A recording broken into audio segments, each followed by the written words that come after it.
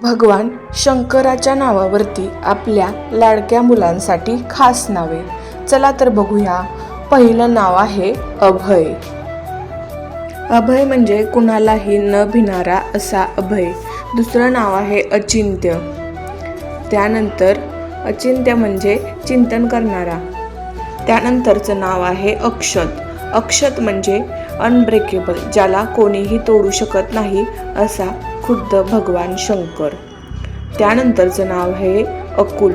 अकुल म्हणजे भगवान शंकराचंच, महादेवाचंच एक रूप आहे असा हा अकुल. यानंतरचं नाव आहे अनंत. अनंत म्हणजे भगवान शंकर, ज्याचा कधीही अंत होऊ शकत नाही असा अनंत. यानंतरचं नाव आहे अनिरुद्ध. अनिरुद्ध म्हणजे ज्याच्यावर कुणीही नियंत्रण ठेवू शकत नाही असा देव. त्यानंतरचं नाव आहे अरिहंत. अरिहंत म्हणजे शत्रूंवर विजय मिळवणारा देवता. यानंतरचं नाव आहे अत्रेय किंवा अत्री.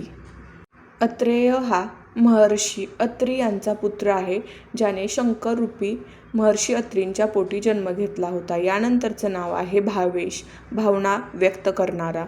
यानंतरचं नाव आहे चत्रेश. चत्रेश म्हणजे भगवान शिव असा या चत्रेश या नावाचा अर्थ आहे. त्यानंतरचं नाव आहे देवांग, म्हणजे देवाचं अंग असणारा बालक, देवांग. त्यानंतरचं नाव आहे देवेश, ज्याच्यामध्ये देवाचा वास आहे असा देवेश. त्यामुळे देवेश हे नाव आजकाल लोक आपल्या मुलांसाठी ठेवतात. त्यानंतरचं नाव आहे धनुष. धनुष म्हणजे शक्तीचे प्रतीक, धनुष्य, त्यामुळे धनुष. त्यानंतरचं नाव आहे आकांक्ष, जो पूर्ण आकाशात समावलेला असतो असा आकांश. त्यानंतरचं नाव आहे गिरीश. गिरीश म्हणजे पर्वतांचा राजा, पर्वतांचा स्वामी म्हणजे गिरीश. यानंतरचं नाव आहे हरतेजस. हरतेजस म्हणजे शिवाची आणि शिवा एवढी ऊर्जा असणारा बालक. यानंतरचं नाव आहे ईशान. ईशान म्हणजे स्वामी, शासक, मालक किंवा खुद्द भगवान शिव. त्यानंतरचं नाव आहे जतीन. जतीन म्हणजे तपस्वी करणारे भगवान शिव असा या जतीन शब्दाचा अर्थ आहे. त्यानंतरचं नाव आहे जयंत, ज्याचा सगळीकडे जय जयकार होतो असा हा जयंत. त्यानंतरचं नाव आहे जीवितेश. जीवितपणी भगवान शिवनी जो अवतार घेतला होता तो जीवितेश. त्यानंतरचं नाव आहे कौशिक. कौशिक या नावाचा अर्थ असा आहे इंद्र आणि शिव दोघे मित्र आहेत. त्यानंतरचं नाव आहे किरत.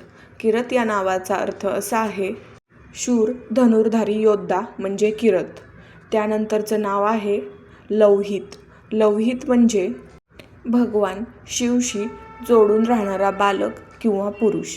यानंतरचं नाव आहे महेश, ज्याच्या स्वतःमध्ये शिवांचा वास आहे असा महेश. यानंतरचं नाव आहे नकुल. नकुल म्हणजे पांडवांपैकी एक नकुल किंवा नेवला, जो शंकराला खूप प्रिय आहे. त्यानंतरचं नाव आहे परहाश. परहाश या नावाचा अर्थ असा आहे परहाश म्हणजे पारस, जो भगवान शिवला खूप प्रिय आहे. त्यानंतरचं नाव आहे रुद्ररह, जो रुद्रांगी आहे असा रुद्ररह. त्याचसोबत रुद्रांश किंवा रुद्र हे सुद्धा छान नाव आहे. संभव. संभव म्हणजे जे भगवान शिव संभव करू शकतात असा संभव. यानंतरचं सगळ्यांच्या आवडीचं नाव शिवांग. शिव अंगी असलेला शिवांग, त्यामुळे हेही नाव सगळ्यांना खूप आवडतं. यानंतरचं नाव आहे शिवाय. नावातच अर्थ आहेत शिवाय, शिवांसारखा, भगवान शिवसारखा महादेव. त्यानंतरचं नाव आहे शूरवीर, भगवान शंकरांसारखा शूरवीर. Thanks for watching. अशाच नवनवीन व्हिडिओसाठी लाईक करा, शेअर करा.